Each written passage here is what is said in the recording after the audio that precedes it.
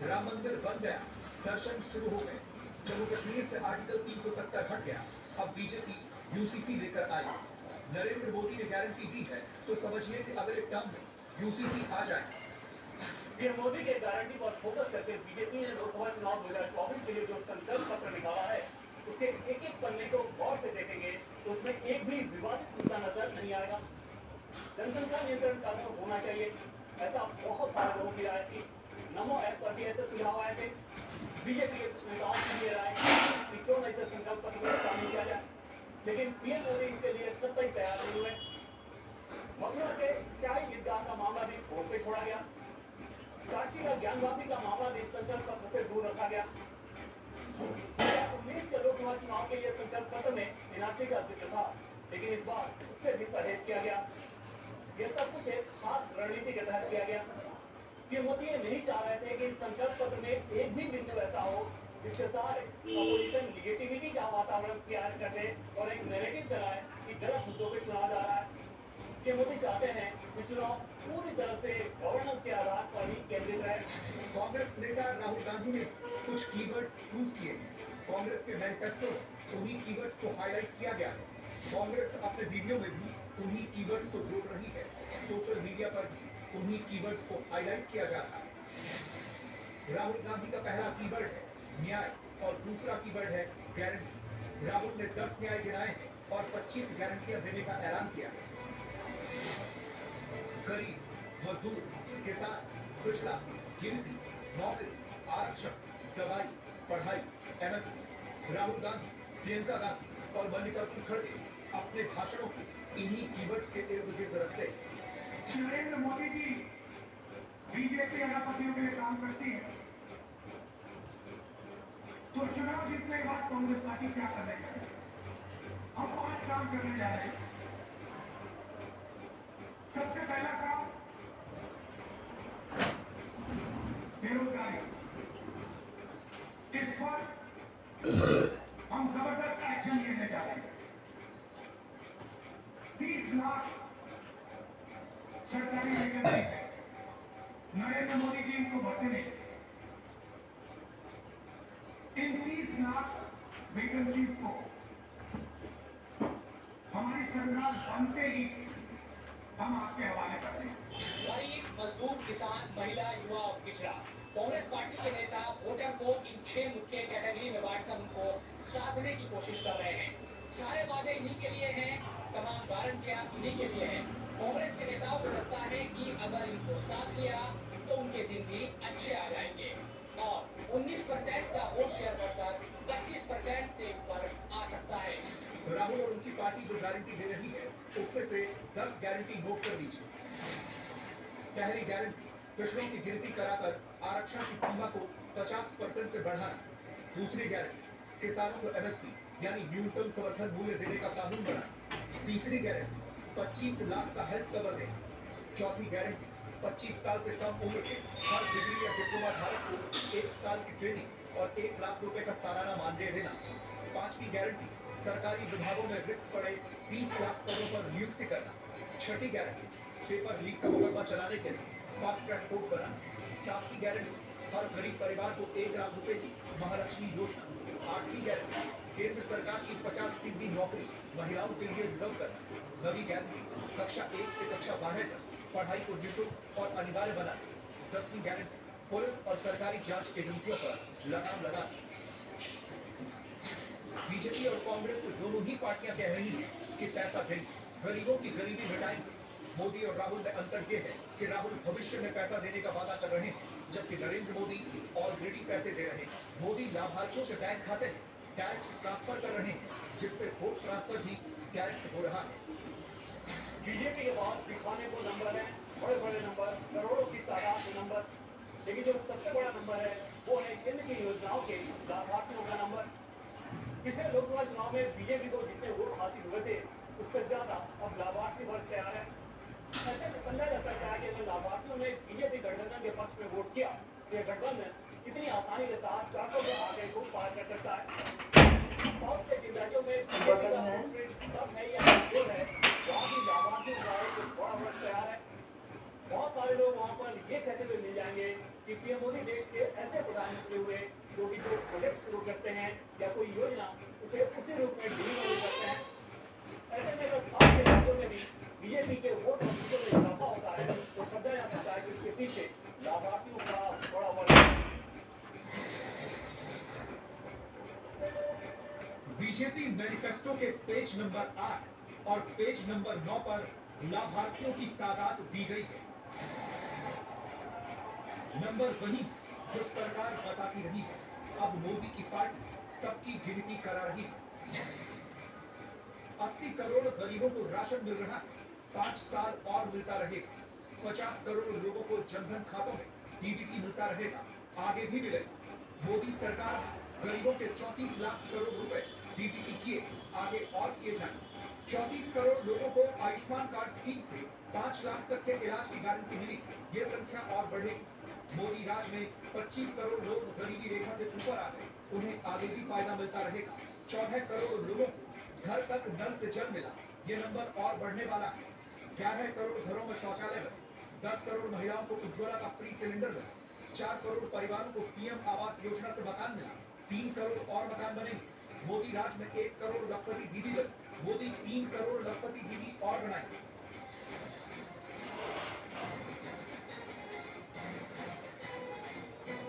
मोदी के पास गरीब कल्याण के नंबर है, राहुल के पास गरीबों के लिए वादा है। मोदी रियल पिच पर खेल रहे हैं, राहुल वर्चुअल पिच पर हल्ला भाज रहे हैं।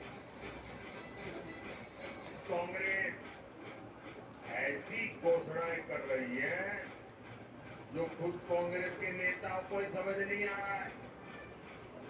कांग्रेस के शाहजादे ने अभी घोषणा की, आप भी सुनकर के हंसोगे तो सुनाओ, जोरों से हंसना पड़ेगा आपको। कांग्रेस के शाहजादे ने घोषणा की और वो वीडियो में देख रहे थे, उन्होंने घोषणा की, एक झटके में देश की गरीबी हटा दूंगा। अब बताओ भाई, हंसी आएगी कि नहीं आएगी? आप हैरान हो गए कि नहीं हो गए? ऐसे लोगों पर कोई भरोसा करेगा क्या? अरे देश टूट रहा है, आखिर ये शाही जादूगर इतने वर्षों तक कहां छुपा था?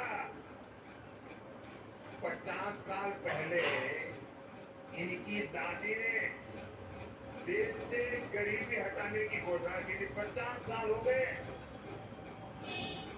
2014 से पहले 10 साल तक इन्होंने रिमोट से सरकार चलाई और कह रहे हैं कि बस इनको एक झटके वाला मंत्र मिल गया है।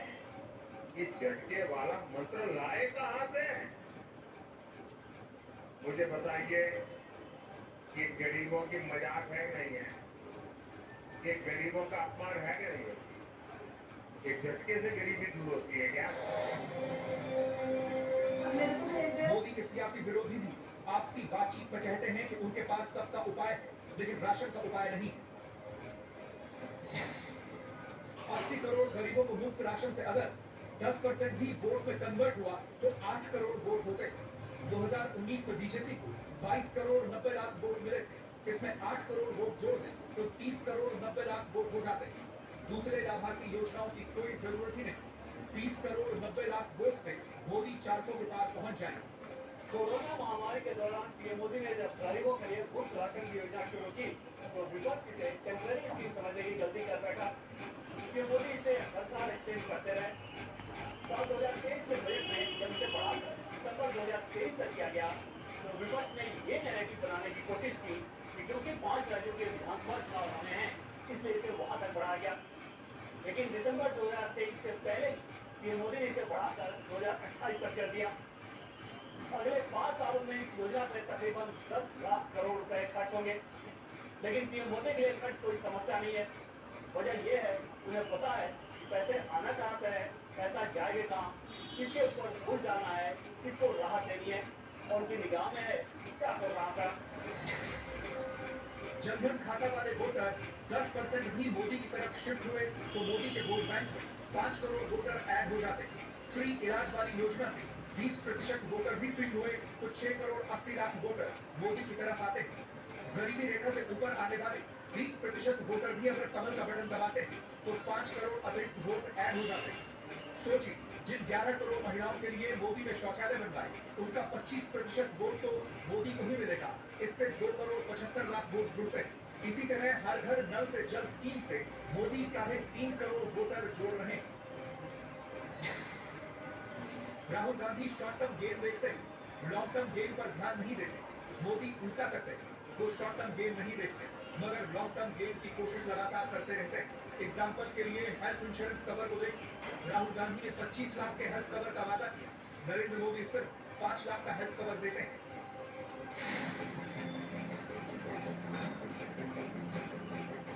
मोदी को मालूम है कि हर गरीब को 25 लाख का हेल्थ बीमा कवर देना मुमकिन नहीं, इसलिए मोदी 5 लाख का मेडिकल कवर दे रहे हैं।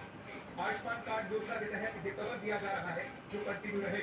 केजरीवाल की तरह मोदी सरकार मुफ्त बिजली नहीं देगी, उसकी जगह सोलर पैनल लगाने में सहायता देगी जिससे बिजली भी मिलेगी और एक्स्ट्रा बिजली बनाने पर पैसे की कमाई भी हो। मोदी का प्रचार लाउड होता है। कांग्रेस इस बात को बखूबी जानती है कि लाउड होने में वो मोदी का मुकाबला नहीं कर सकती।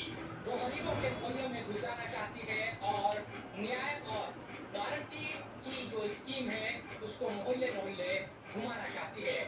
कांग्रेस की प्रेस कॉन्फ्रेंस और रैलियों में भी लगातार नरेंद्र मोदी की नाकामियों को गिनाया जा रहा है। साथ ही इन तमाम बातों को मोटी मोटी हेडलाइन बनाने का भी प्रयास किया जा रहा है।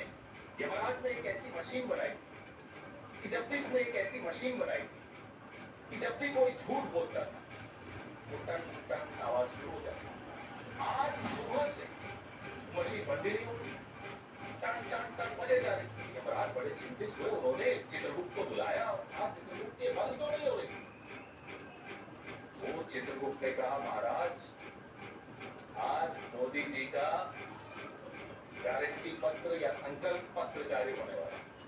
अभी तक बज रही है, आपको डिस्टर्बेंस हो रहा होगा, घंटी की आवाज आ रही। यमराज की घंटी जैसे जुमले कांग्रेस ने पहले भी उछाले, इनसे कांग्रेस को फायदा नहीं होता, नुकसान जरूर हो जाता है। फिर भी कांग्रेस ये गलती रिपीट करती रहती है। 2014 में चाय वाला बोला, कांग्रेस 44 पर सिमट गई। 2019 में चौकीदार चोर है बोला, कांग्रेस को 52 सीटें मिली। कांग्रेस में बैक टू बैक 2 लोकसभा चुनाव मोदी को गाली देकर गंवा। राज्यों के चुनाव में भी कांग्रेस यही गलती करती और बार बार हार का मुंह देखती। ज्यादा पीछे नहीं जाते, हाल के विधानसभा चुनावों को ही देखते हैं। राजस्थान चुनाव में राहुल गांधी ने मोदी को पनौती कह दिया था, कांग्रेस राजस्थान हार गई। छत्तीसगढ़ चुनाव में राहुल ने मोदी को नफरत फैलाने वाला कहा था, कांग्रेस छत्तीसगढ़ भी हार। मध्य प्रदेश चुनाव में खड़गे ने मोदी को चुनाव जीवी और भाषण जीवी कह दिया था, कांग्रेस मध्य प्रदेश का चुनाव हार गई।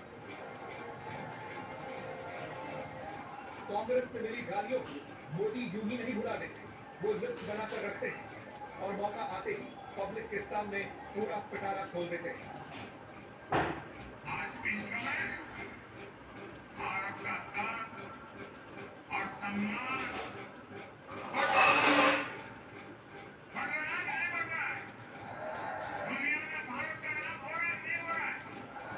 भारत का गौरव बढ़ रहा है, नहीं बढ़ रहा है? हर भारतीय को दुनिया गर्व से देखती है कि नहीं देखती है? कांग्रेस के नेता विदेशों में जाकर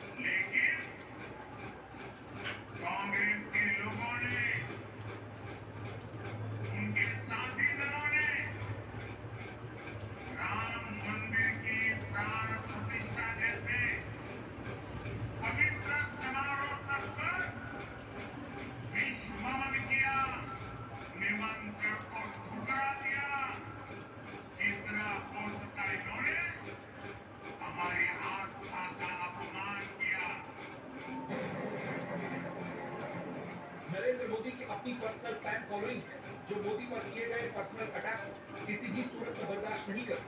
मोदी के फैन बीजेपी के साइलेंट वोटर हैं। वो आम दिनों में रिएक्ट नहीं करते, लेकिन चुनाव में जब वो रिएक्ट करते हैं तो सारे समीकरण ध्वस्त कर देते हैं। कांग्रेस माइक्रोस्कोप लगातार मोदी की गारंटी पढ़ रही है। उसका कहना है कि मोदी नौकरी रोजगार के बारे में कोई वादा नहीं किया। बीजेपी कह रही है जब इकोनॉमी बढ़ेगी, इंफ्रास्ट्रक्चर पर पैसा खर्च किया जाएगा तो नौकरी रोजगार अपने आप बढ़ेगा। संकल्प पत्र को जारी करने के लिए बीजेपी ने 14 अप्रैल की तारीख को बहुत सावधानी के साथ चुना। दरअसल 14 अप्रैल को बाबा साहब भीमराव अम्बेडकर की जयंती है। पीएम मोदी ने यह तय किया कि बीजेपी को अपना संकल्प पत्र इसी दिन जनता के बीच लेकर जाना है। पीएम जब बीजेपी हेडक्वार्टर पहुंचे तो बाबा साहब की प्रतिमा के पास पहुंचे, वहां माल्यार्पण किया। दरअसल चाहे बाबा साहब के आदर्श हो या फिर दलितों के हितों की चिंता, पीएम हमेशा कहीं बहुत संजीदगी दिखाते रहे हैं। और यही वजह है कि जो दलित वोटर पहले कांग्रेस के पारंपरिक तौर पर स्ट्रॉन्ग वोट बैंक माने जाते थे, अब उनका झुकाव पीएम मोदी और बीजेपी की तरफ है। 2014 में 24% दलित वोटर ने बीजेपी को वोट दिया। 2019 में मोदी लहर चली तो 34% दलित वोटर बीजेपी को दिए। 2024 में मोदी 50% दलित वोट अलग से बनाकर चल रहे हैं। जैसे ही गरीब घर का बेटा प्रधानमंत्री बना तो कांग्रेस अफवाह फैलाने लगी कि मोदी आया है, संविधान और लोकतंत्र पे खतरा हो जाएगा। कि कांग्रेस वाले आपको पता नहीं है कि बाबा साहब का संविधान है ना, उसके कारण तो मोदी यहाँ पहुंचा है। अंबेडकर कभी बीजेपी में नहीं रहे। वो नेहरू की कांग्रेस सरकार में मंत्री रहे, लेकिन कांग्रेस ने अंबेडकर की कदर नहीं की। अंबेडकर को देश की दलित पार्टियों ने अपना आइकन बनाया, लेकिन अब बीजेपी अंबेडकर को अपने मंच पर ले आई है। राहुल गांधी हेडलाइन बनाने वाली बातें करते हैं, मोदी एक एक नंबर जोड़ रहे हैं। 4 जून को किसे कितने नंबर आएंगे, इसका अंदाजा इसी बात से लग जाता है कि दोनों नेता कितनी शिद्दत से कोशिश करते हैं। देश में 4 दिन बाद पहले फेज की वोटिंग होगी। ऐसे में 5 साल में क्या क्या होगा, कैसे होगा, कौन सी पार्टी देश को विकसित बनाने के एजेंडे पर काम कर रही है, कौन पार्टी देश को कमजोर कर रही है, सब कुछ क्लियर होगा। मोदी ने 400 सीट वाली गारंटी पेश कर दी है। राहुल भी न्याय पत्र लॉन्च कर चुके हैं। इस रिपोर्ट में आपको बताएंगे कि चुनाव से 4 दिन पहले मोदी की रेटिंग कितनी है, वोटर ने कौन सा फैसला कर दिया जिससे मोदी की 400 सीटें पक्की हो गई। 24 में मोदी की गारंटी पर वोट पड़े या राहुल के न्याय पत्र पर, वोट दिलाने में कितने कारगर हैं चुनावी मैनिफेस्टो में किए गए वादों को कितना पूरा कर रही सरकार। देश में 4 दिन बाद वोट पड़ने वाले, ऐसे में 5 साल में क्या क्या हो, कैसे हो, कौन सी पार्टी देश को विकसित बनाने के एजेंडे पर काम कर रही,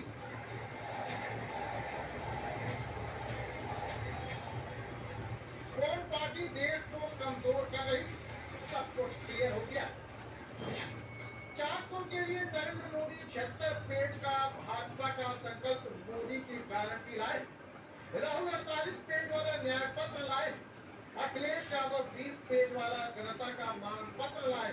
तेजस्वी 24 वचन वाला परिवर्तन पत्र लाए।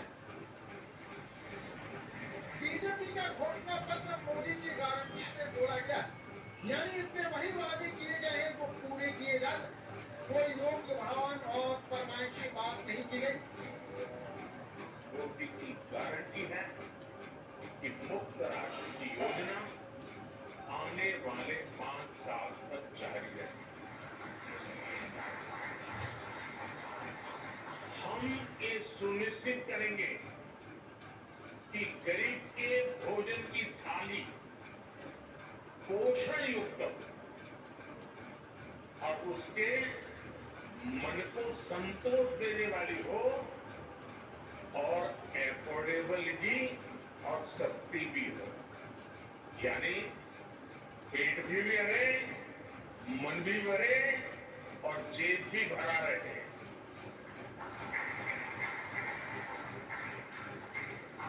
मोदी की गारंटी है कि जन औषधि केंद्रों पर 80% डिस्काउंट के साथ सस्ती दवाएं मिलती रहेगी। इतना ही नहीं, इन दवाइयों के जन औषधि के केंद्रों का हम विस्तार भी करेंगे। मोदी की गारंटी है कि आयुष्मान भारत के तहत 5 लाख रुपये तक का मुफ्त इलाज मिलता रहेगा। बीजेपी और कांग्रेस के बीच मैनिफेस्टो में किए गए वादों को लेकर कितना फर्क आप इन आंकड़ों से समझ सकते हैं। यूपीए में कांग्रेस सरकार ने अपने मैनिफेस्टो में किए गए वादे में सिर्फ 40% ही पूरे, यानी 54% से ज्यादा वादे पूरे। यूपीए 2 में कांग्रेस सरकार ने 64% वादे पूरे, लेकिन 36% अधूरे ही। जबकि एनडीए 1 में बीजेपी ने 71% वादे पूरे, सिर्फ 29% अधूरे। बीजेपी के मैनिफेस्टो को मोदी की गारंटी नाम दिए जाने की वजह भी था। मोदी के नाम से बीजेपी का ग्राफ लगातार बढ़ रहा है।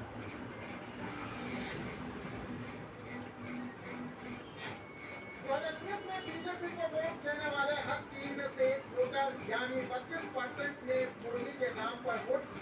2019 में एनडीए को 27.5 करोड़ वोट, जो यूपीए के 16.5 करोड़ वोटों से 11 करोड़ ज्यादा। इनमें 8.5 करोड़ जो लीड मार्जिन का लगभग 80%, ये लीड मोदी की वजह से बीजेपी को मिली। बीजेपी के मैनिफेस्टो का नाम ही नहीं बदला, चेहरे भी बदल गए, लेकिन एक चेहरा 3 चुनावों से बना हुआ है, वो मोदी का चेहरा है। 2014 में बीजेपी के मैनिफेस्टो में मोदी के अलावा पार्टी के 10 नेता, 2019 में सिर्फ मोदी की तस्वीर। 2024 में बीजेपी के मैनिफेस्टो में मोदी के साथ जेपी नड्डा भी दिख रहे। मोदी की गारंटी में कोई शॉर्ट टर्म वाला वादा नहीं, वोटर को ललचाने वाली हेडलाइन नहीं, पैसे बढ़ाने की बात नहीं।